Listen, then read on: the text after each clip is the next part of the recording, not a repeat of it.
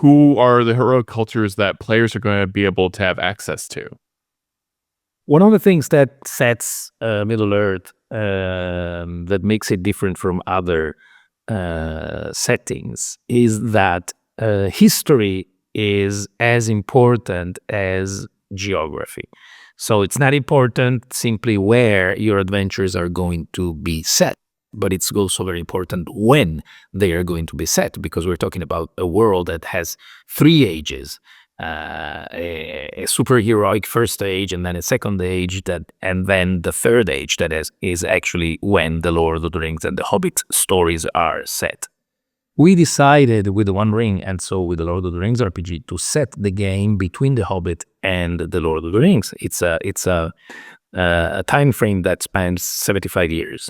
And so there's room for lots of adventures and the lives of many characters, or mortal characters, or many adventures even for immortal characters.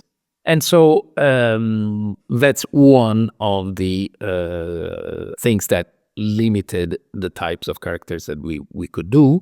And the other thing is where the game is set. The game is set in around Eriador. Eriador is the region that is better known by readers of The Lord of the Rings and The Hobbit, because it's where the Shire is, where Rivendell is.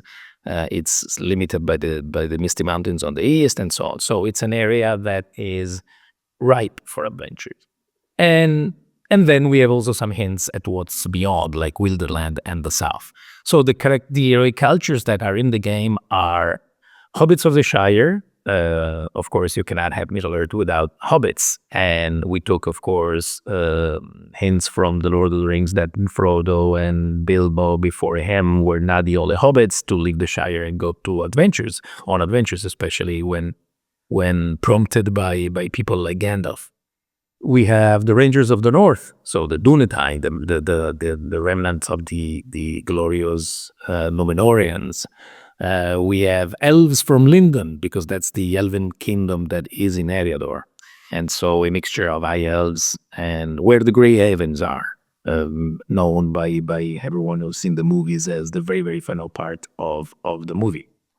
And then we have dwarves of the House of Durin, because they are connected to Eriador because they pass through it from the Blue Mountains to the mountain of Erebor.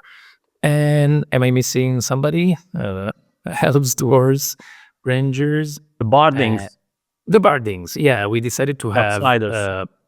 we have to decide the Northmen, the Men of Dale, or the Bardings, because we also have hints well, of course, they are prominent in the Hobbit because they rebuilt the city of Dale after the destruction of Lake Town by Smaug the Dragon at the end of the Hobbit. And they rebuild their city, and we know from the beginning of The Lord of the Rings that they trade throughout Wilderland. They even bring fireworks and stuff to the Shire during the birthday party of Bilbo in the very beginning of the book. And so we have this mixture of characters that they all have reasons to be in Eriador, either because they're traveling through it or because they band together in a fellowship, in a company, and have adventures.